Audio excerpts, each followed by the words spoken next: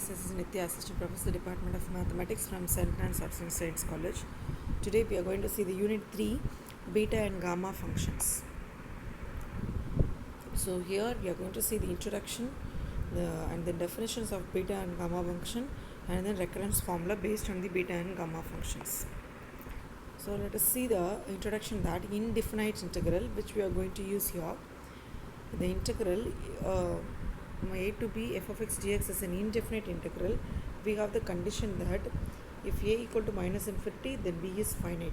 You know that what is finite? It has a limit. Indefinite means it has endless, so it will be moving on. If a is finite, then b equal to infinity. If a is minus infinity, then b equal to infinity. Or if f of a and f of b is infinite, or f of x is infinite at some point a comma b. So these are all the basic conditions in indefinite integrals. Next, integral to infinity. What will happen if we are given the integral to up to infinity? So it can be denoted as integral of a to infinity f of x dx. So we can define as limit extends to infinity integral of a to x, because infinity goes to as x. So instead of infinity we are applying x. So a to x f of x dx, provided their limit exists. So integral of a to infinity f of x dx is said to be converges, because in the sense that is the definition of convergent. So if there is a limit for any function, then we can say that it is a convergent function or converges. So it has a limit they are giving, so it is a converges. So then integral over a to infinity f of x dx tends to infinity as x tends to infinity is said to diverges or does not exist. Then it tends to infinity as x tends to infinity is said to diverges when we are saying that it's diverges or does not exist. If it is a diverges, that is if it doesn't have limit, we can say that it is a diverges or does not exist.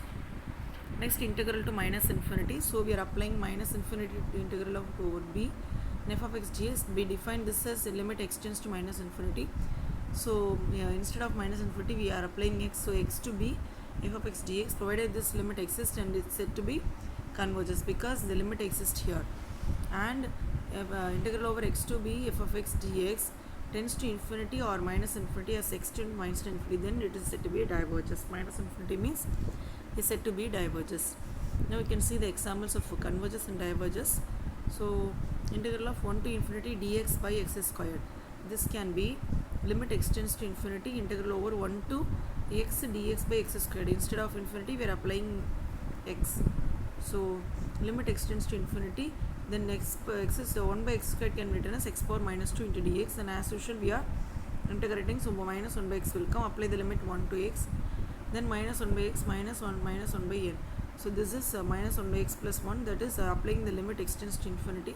So minus infinity by plus 1, so 0 plus 1 is 1. So therefore this converges to 1.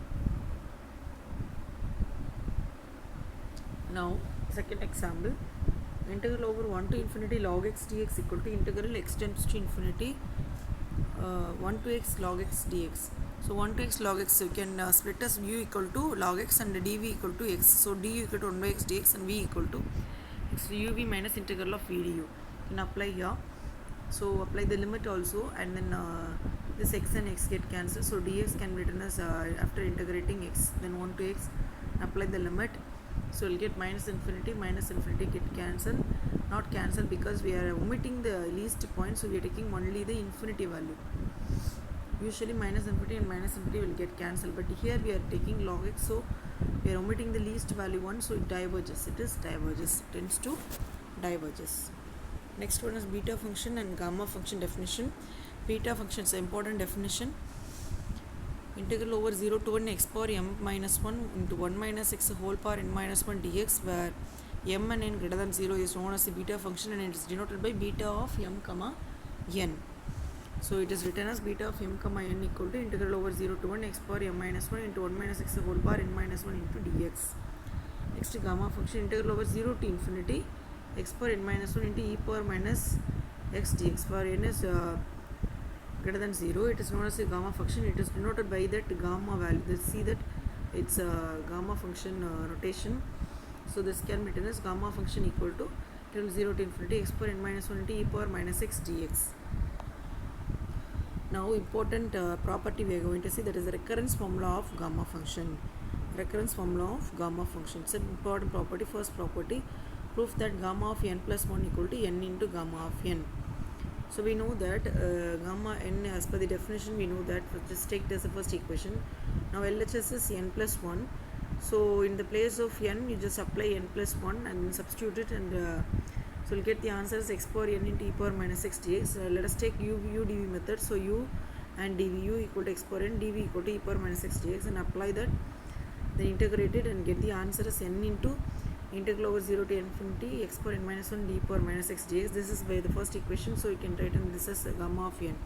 So n into gamma of n equal to gamma of n plus 1. So hence proof. This is an important question. It may be asking in 2 marks or 5 marks.